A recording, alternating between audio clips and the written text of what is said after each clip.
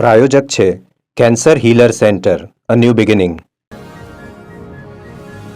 રાજકોટમાં મહાશિવરાત્રિમાં નોનવેજનું વેચાણ કરવું પડ્યું મોંઘું. ઓનલાઈન ડિલિવરી એપ્લિકેશન ઝેપ્ટો અને સ્વિગી સામે કાર્યવાહી કરાઈ છે.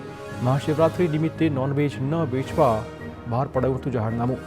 સ્વિગીના વેરહાઉસમાંથી 60 કિલોગ્રામ નોનવેજનો જથ્થાનો નાશ કરાયો હતો, જ્યારે કે ઝેપ્ટોના વેરહાઉસમાંથી 35 કિલોગ્રામ નોનવેજના જથ્થાનો નાશ કરાયો હતો.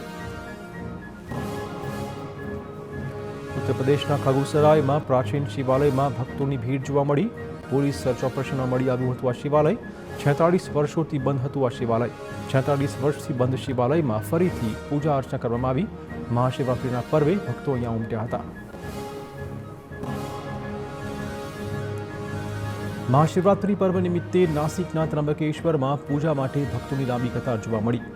ત્રંબકેશ્વરમાં હોમ હવન અને મહાશિવરાત્રિની પૂજાનું વિશેષ આયોજન કરવામાં આવ્યું હતું. મહાશિવરાત્રિના પર્વે માત્ર ત્રંબકેશ્વરમાં જ નહીં પરંતુ ભીમાશંકર અને ગોદાવરી મંદિરમાં ભક્તો ઉમટ્યા હતા. લોક કલાકાર દેવાયત ખવડે ખખડાવ્યા હાઈકોર્ટના દ્વાર. હુમલા મુદ્દે પોલીસ ફરિયાદ ન નોંધતા હાઈકોર્ટમાં કરી છે અરજી.